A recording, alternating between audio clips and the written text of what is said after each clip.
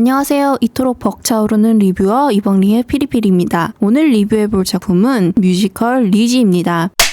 먼저 줄거리부터 설명드릴게요. 1892년 미국의 매사추세츠주 어느 더운 여름날 보든가에서 살인이 일어나고 유력한 용의자로 둘째 딸 리지 보든이 체포돼 법정에 서면서 이 이야기는 시작합니다. 첫째인 엠마 보든과 둘째 리지 보든은 장의사로 부를 축적했지만 구두쇠인 아버지 앤드류 보든의 통제와 성적 학대에 괴로운 나날들을 보내고 있었죠. 리지에게 위안을 주는 건 헛간에서 키우는 비둘기들과 자신을 사랑하는 옆집의 앨리스 러셀이었죠. 어느 날 아버지와 재혼한 새어머니 보든 부인이 아버지의 재산을 노리고 유서를 뜯어고친 사실을 알게 되고 이에 분개한 엠마는 집을 나갑니다. 홀로 남은 리지는 앨리스와의 감정을 확인하고 사랑을 키워나가면서 버티려고 하지만 자신이 소중히 아끼던 헛간에서 키우는 비둘기마저 아버지가 죽였다는 사실을 알고 분개해 하녀인 브리짓 설리번을 매수한 후 새어머니와 아버지를 도끼로 내려쳐 죽입니다. 여행에서 돌아온 엠마는 리지의 재판을 브리짓과 함께 돕습니다. 앨리스는 리지가 피가 튄 드레스를 태우는 모습을 보고 의심해 재판의 증인으로 참석하지만 리지와의 관계에 대한 추궁을 받자 자신과 리지 모두를 지키기 위해 그건 페인트였다고 말하면서 리지의 편을 듭니다. 결국 재판은 승소하고 리지는 무죄로 풀려납니다.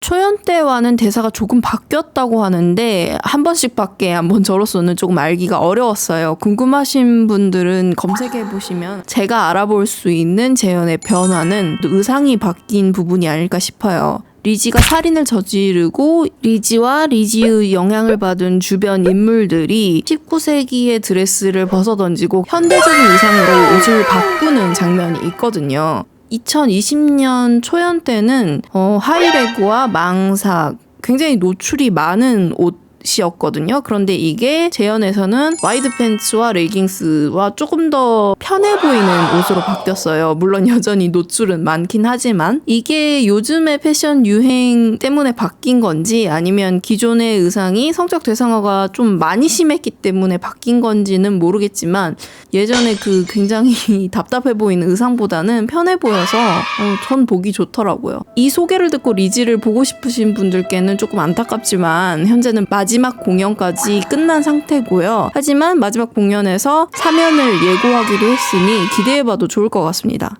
안타깝게도 한국판 OST는 저작권 문제로 나올 수가 없다고 해요. 하지만 미국 OST가 아직 있습니다. 들리는 바에 의하면 한국 버전이 더 생생한 욕이 담겼다고 하는데 확실히 언어적 수위가 조금 세긴 했어요. 근데 그것이 바로 락스피릿이니까.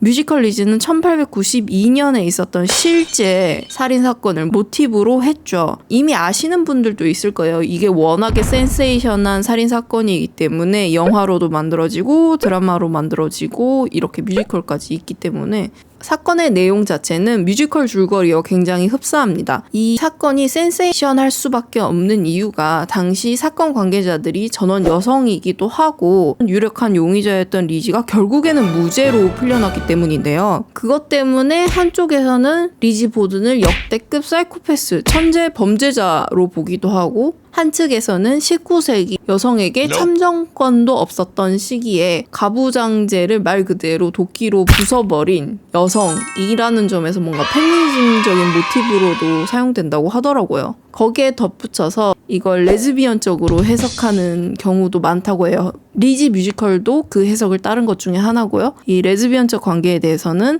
2부에서 좀 더 자세히 설명을 해볼게요. 미국의 미제 사건 중에 하나인 걸로도 알고 있어요. 어쨌든 진범이 안 잡혔으니까. 그런데 어째서 리지가 이렇게도 유력한 용의자인데 진범으로 잡히지 않았나를 따지면은 배심원단이 남성으로 꾸려진 당시 19세기 재판장에서 어떻게 연약하고 집안을 수호해야 되는 여성이 도끼를 들어서 그렇게 잔혹하게 살인을 할 수 있는가, 이거 자체를 받아들이지 못했다고 해요. 무엇보다도 당시 리지 보든이 WCTU, 그러니까 미국 기독교 부인 교풍회의 회원이었어요. WCTU에서도 리지 보든을 적극적으로 변호합니다. 그녀가 얼마나 구호 활동에 힘썼고 신앙에 신실했고 교양이 있는 이 중산층 계급의 숙녀였는지. 그러니까 여성에 대한 편견이 오히려 리지를 도와준 케이스죠.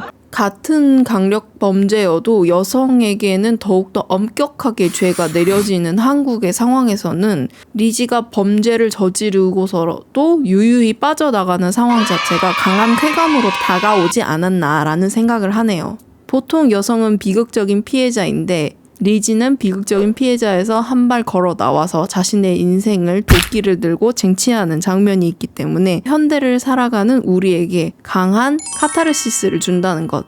이번 재연은 끝났지만 사면이나 한국판 OST가 나온다면 꼭 한번 감상해 보시길 추천드립니다.